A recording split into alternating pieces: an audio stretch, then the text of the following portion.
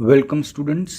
आज एक नया चैप्टर शुरू होता है जिसका नाम है admission of a partner. Most important chapter है। इसको हम डिटेल में अच्छे से समझेंगे चैप्टर को। इसमें हमें क्या क्या पढ़ना है वो जान लीजिए। सबसे पहले हमें पढ़ना है new profit sharing ratio and sacrificing ratio. ठीक है, तो जब भी नया पार्टनर एडमिशन का मतलब होता है एग्जिस्टिंग पार्टनर्स होते हैं वो आपस में मिलकर काम कर रहे होते हैं, लेकिन फिर बाद में कोई और भी उनको ज्वाइन कर लेता है एज अ पार्टनर, तो नंबर ऑफ पार्टनर्स बढ़ जाते हैं। तो जो नया पार्टनर आता है उसको ज्वाइन करता है पार्टनरशिप को, उसको हम बोलते हैं एडमिशन। जब ओल्ड पार्टनर्स जो होंगे वो कुछ शेयर और प्रॉफिट ले रहे होंगे आपस में किसी रेशियो में, ठीक है। अब जब ये नया पार्टनर आ जाएगा तो उसको भी तो शेयर देना पड़ेगा। तो जो पुराना शेयर था वो चेंज हो जाएगा, क्योंकि पहले मान लीजिए 2 पार्टनर्स थे आपस में मिलके बिजनेस कर रहे थे, अब एक तीसरा पार्टनर आ गया है, तो अब जो रेशियो होगा प्रॉफिट का वो 3 पार्टनर्स के बेसिस पर होगा। इसलिए हमें न्यू प्रॉफिट शेयरिंग रेशियो निकालना पड़ेगा, ठीक है। तो सेक्रीफाइसिंग क्या होता है? जब कोई एक पार्टनर सेक्रीफाइस करेगा तभी दूसरे को गेन होगा। सपोज ए बी पार्टनर्स हैं और C as a new partner join करता है ए बी को। ओके, तो अब पहले एडमिशन के पहले क्या होगा, ए बी अपने किसी रेशियो में जो भी इन्होंने डिसाइड किया होगा उस रेशियो में इन्होंने प्रॉफिट लेते थे। बट अब क्या ये भी तो आ गया है ना, तो अब तो इसको भी बांटना पड़ेगा, तो अब नया रेशियो निकालना पड़ेगा, ठीक है। पहले मान लेते हैं दोनों इक्वल लेते थे तो 1:1 लेंगे। अब मान लीजिए सी भी आ गया है तो अब इनका रेशियो बदल जाएगा। तो इन दोनों को कुछ ना कुछ सेक्रीफाइस करना पड़ेगा तभी तो सी को शेयर मिलेगा ना। अगर ये सेक्रीफाइस ही नहीं करेंगे तो सी को नया शेयर कहाँ से मिलेगा? मान लीजिए 100 रुपीज़ का प्रॉफिट होता था तो ये दोनों 50-50 बांट लेते थे ना। बट अब अगर 100 का प्रॉफिट होगा तो अब तो 3 पार्टनर्स हो गए, ठीक है। तो अब किस रेशियो में बटे, है ना। तो इसीलिए क्या होता है, जो ओल्ड रेशियो होता है फिर उसकी जगह हम क्या करते हैं, एक नया रेशियो निकालते हैं, इसलिए उसको बोलते हैं न्यू प्रॉफिट शेयरिंग रेशियो, ठीक है। इन्हीं में से कोई ना कोई सेक्रीफाइस करेगा, या हो सकता है दोनों ही सेक्रीफाइस करे अपने शेयर, तभी सी को शेयर मिलेगा। यानी अगर 100 रुपीज़ का प्रॉफिट हुआ था, ये दोनों मान लीजिए इक्वल लेते थे 50-50, तो अब तो सी भी आ गया। अब मान लीजिए फिर से 100 का प्रॉफिट हुआ है तो इसी 100 रुपीज़ में से तो अब तो सी को भी देना पड़ेगा ना। तो इन दोनों का शेयर कम नहीं हो जाएगा? या हो सकता है किसी एक का ही कम हो, या हो सकता है दोनों का ही कम हो, तभी तो सी को मिलेगा। तो इसी को ही सेक्रीफाइस कहते हैं। यानी जो भी इन दोनों में से ओल्ड पार्टनर्स में से जो भी अपना शेयर सेक्रीफाइस करेगा, जिस रेशियो में सेक्रीफाइस करेगा उसको बोलते हैं सेक्रीफाइसिंग रेशियो। और सी जिस रेशियो में गेन करेगा उसको बोलेंगे गेनिंग रेशियो। ओके, इसके बाद आता है accounting treatment of goodwill when new partner is admitted. ठीक है, देखिए गुडविल निकालने के जो मेथड्स होते हैं, ठीक है, वो मैंने डिटेल में ऑलरेडी वीडियोस बना रखे हैं, जिसमें कि एवरेज प्रॉफिट मेथड होता है, सुपर प्रॉफिट मेथड होता है, capitalization of average profit and super profit method होता है, ठीक है। तो इस गुडविल निकालने के जो मेथड हैं वो उस पर मैं डिटेल में बात कर चुका हूँ। यहाँ पर हम जानेंगे इस चैप्टर में कि नए पार्टनर के आने पर गुडविल जो निकल कर आई है, जो भी आपने सारे मेथड्स लगाकर एवरेज प्रॉफिट हो या सुपर प्रॉफिट हो, वो मेथड लगाने के बाद जो गुडविल आई है, अब उसके बाद उसका ट्रीटमेंट न्यू पार्टनर के एडमिशन के बेसिस पर कैसे होगा, ठीक है। तो वो हम यहाँ पर पढ़ेंगे, ऑलराइट। और इसकी हम डिटेल में बात करेंगे आगे। Okay, accounting treatment for revaluation of assets and liabilities. अब देखिए revaluation of assets and liabilities, इसके ऊपर भी मेरा सेपरेट वीडियो बना हुआ है, तो इस चैप्टर में मैं इसको कवर नहीं करूंगा क्योंकि ऑलरेडी मैंने इसके ऊपर वीडियो बना रखा है। आप सिंपली प्लेलिस्ट में जाइए, क्लास 12 कॉमर्स वाली प्लेलिस्ट में, और उसमें जाकर आप जो भी टॉपिक आपको सर्च करना है वो उसके वीडियोस आपको मिल जाएंगे। ओके, इसके बाद accounting treatment reserves and accumulated profits आता है। तो रिजर्व वगैरह की भी मैं बात कर चुका हूँ। अगर कोई नया पॉइंट होगा इसमें तो मैं बता दूंगा, हालांकि मैं रिजर्व्स के ऊपर ऑलरेडी बात कर चुका हूँ, जिसमें जनरल रिजर्व होता है, वर्कमैन कंपनसेशन रिजर्व होता है, और आपका ये इन्वेस्टमेंट फ्लक्चुएशन रिजर्व होता है। तो वो सारी मैं डिटेल में वीडियोज़ बना चुका हूँ, आप सिंपली प्लेलिस्ट में जाइए और देख लीजिए, ठीक है। इसके बाद आता है एडजस्टमेंट, ये मोस्ट इंपॉर्टेंट टॉपिक है। एडजस्टमेंट ऑफ कैपिटल, एडमिशन से ज़्यादातर जो क्वेश्चन बनते हैं वो इन्हीं दोनों पॉइंट के ऊपर बनते हैं, यानी जो कैपिटल का एडजस्टमेंट करना होता है। एक होता है determining the new partners capital on the basis of combined capital of old partners, और दूसरा होता है adjusting the Capitals of old partner on the basis of capital of new partners. अब देखिए, एक होता है नए पार्टनर्स की कैपिटल को निकालना ओल्ड पार्टनर के बेसिस पर, और एक होता है ओल्ड पार्टनर्स की कैपिटल को आपको निकालना है नए पार्टनर की कैपिटल के बेसिस पर। ठीक है, सबसे ज़्यादा इंपॉर्टेंट एडजस्टमेंट यही है एडमिशन में। इसको समझ लिया तो आपको पूरा एडमिशन समझ में आ जाएगा। ठीक है, थोड़ी सी और बात कर लेते हैं। यहाँ पर दिया हुआ है कि न्यू पार्टनर की ज़रूरत पड़ती ही क्यों है बिजनेस में, तो उसके कुछ रीजंस दिए हुए हैं। ठीक है, जैसे कि when more capital is needed for expansion of the business. ठीक है, सपोज ए और बी कोई बिजनेस कर रहे थे, लेकिन अब वो अपने बिजनेस को और बढ़ाना चाहते हैं, बट उसके लिए कैपिटल चाहिए।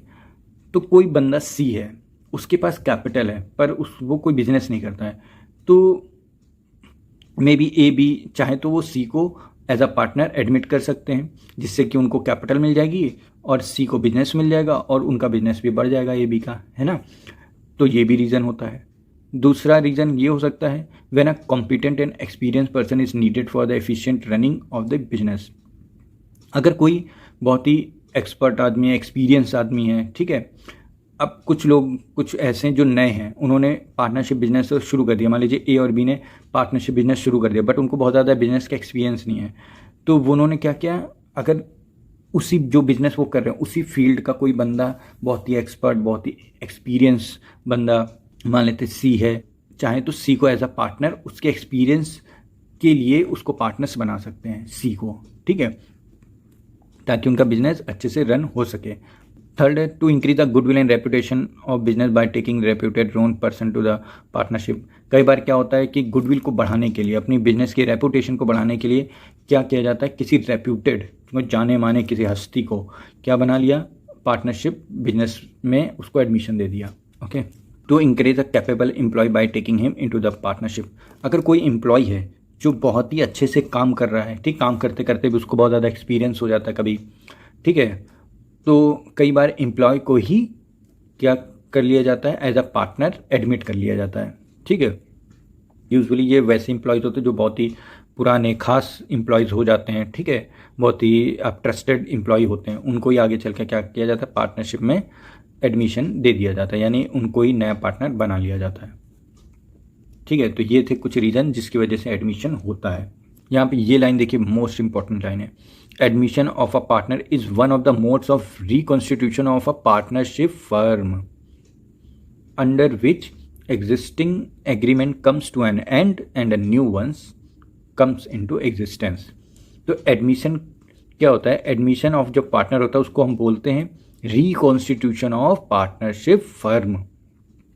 ओके, और इसमें क्या होता है कि जो भी एग्जिस्टिंग एग्रीमेंट होता है वो ख़त्म हो जाता है और नया एग्रीमेंट की शुरुआत हो जाती है। जैसे कि ए बी पार्टनर्स थे, मान लीजिए, उनके आपस में कुछ भी एग्रीमेंट्स होंगे जिसके बेसिस पे वो बिजनेस कर रहे थे, बट अब क्या होगा, सी कोई नया पार्टनर एडमिशन ले लेता है, तो अब ए बी सी के बीच एक नया एग्रीमेंट बनेगा, तो जो पुराना ए बी के बीच एग्रीमेंट था वो ख़त्म हो जाएगा और जो नए पार्टनर है ए बी सी, अब इनके बीच एक नया तरीके से बिजनेस की शुरुआत होगी नए एग्रीमेंट के बेसिस पर। ओके, तो क्या होगा, एक नई पार्टनरशिप डीड बनाई जाएगी at the time of admission. जब नए पार्टनर का एडमिशन लिया जाएगा तो एक नया एग्रीमेंट बनाया जाएगा रिटर्न में, जिसको बोला जाता है पार्टनरशिप डीड। ठीक है, यहाँ पे एक सेक्शन दिया हुआ है, section 31(1) of Indian partnership act. Partnership act का एक कानून है, वो कहता है आप एडमिशन किसी भी न्यू पार्टनर का तभी ले सकते हो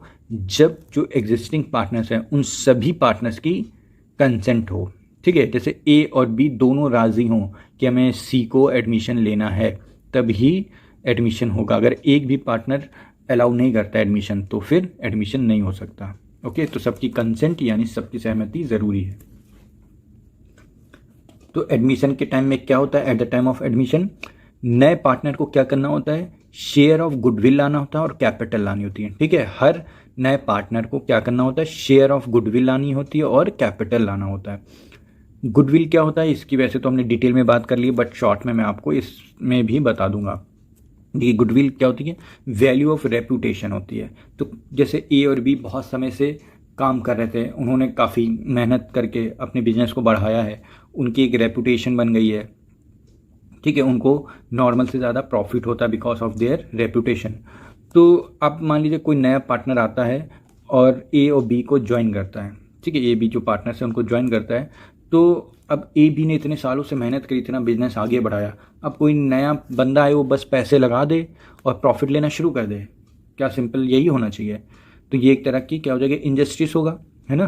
तो इसको जस्टिफाई करने के लिए गुडविल का कॉन्सेप्ट लाया गया है कि भाई जब नया पार्टनर आएगा तो वो क्या करेगा, जिस हिसाब से रेपुटेशन है उस ए बी की, जो ए बी पार्टनर्स हैं उनके बिजनेस की जिस हिसाब से भी उनकी रेपुटेशन है उसकी एक वैल्यू एस्टिमेट करी जाएगी, और उसकी उस वैल्यू का जो नए पार्टनर का शेयर होगा, शेयर ऑफ प्रॉफिट होगा, उसके बेसिस पर इसका शेयर ऑफ गुडविल निकालेंगे। ठीक है, तो वो भी इसको लाना होगा। ठीक है, यानी एक तरह से क्या होगा कि उनकी जो मेहनत है, ए बी की पुरानी मेहनत है, उसको एक तरह से ये कंपनसेट करेगा।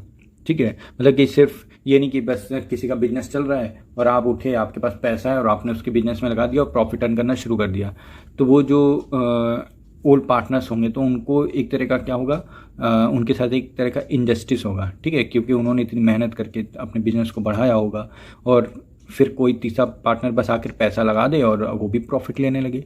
ठीक है, तो इस इनजस्टिस के लिए ही ये कॉन्सेप्ट लाया गया है कि भाई जो नया पार्टनर होगा वो शेयर ऑफ गुडविल भी लेकर आएगा। कैपिटल तो अलग की बात है, कैपिटल तो लाना ही लाना है भाई तुम्हें, और साथ ही साथ हमारी जो मेहनत की कमाई है ना, उस जो ओल्ड पार्टनर्स बोलेंगे कि हमारी जो मेहनत की कमाई है उसको कुछ कंपनसेट करो, तो वो गुडविल के फॉर्म में करेंगे ये लोग। ठीक है, तो ओल्ड पार्टनर तभी क्या करेगा, अपने शेयर को सेक्रीफाइस करेगा, क्योंकि जब तक कि वो अपना शेयर सेक्रीफाइस नहीं करेगा तब तक कि नए पार्टनर को शेयर मिलेगा कहाँ से। ठीक है, अभी मैंने एग्जांपल दिया था ना, अगर 100 रुपये का प्रॉफिट होता है तो ए और बी मान लीजिए आधा आधा ले लेते हैं, लेकिन अगर फिर से नया पार्टनर आ गया और अब फिर से 100 रुपये का प्रॉफिट हुआ तब कितना कितना लेंगे, है ना।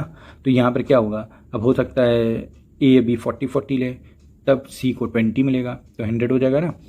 तो जब अगर ए और बी 40-40 लेंगे तो इन्होंने 10-10 सेक्रीफाइस किया ना, तो बिना सेक्रीफाइस के सी को कैसे मिलेगा। ठीक है, तो वही है यहाँ पर sacrifice in favour this is share future profit. ठीक है, तो बाकी इसकी हम बात कर ही चुके हैं। हमें क्या क्या पढ़ना है एडमिशन में, new profit sharing ratio, treatment of goodwill. ठीक है, रिवैल्यूएशन के बारे में हम बात कर चुके हैं, तो इसमें हम पढ़ेंगे नहीं बट क्वेश्चंस कर लेंगे, इसकी भी हम बात पहले ही कर चुके हैं। और ये पढ़ें, यानी मेन हमको 3 चीज़ें पढ़नी, फर्स्ट, सेकंड और फिफ्थ। ठीक है, बाकी इन सब की हम बात कर चुके हैं। ओके, तो चलिए मिलते हैं नेक्स्ट वीडियो में। इसमें हम शुरू करेंगे calculation of new profit sharing ratio से। Okay, so thank you, thanks for watching.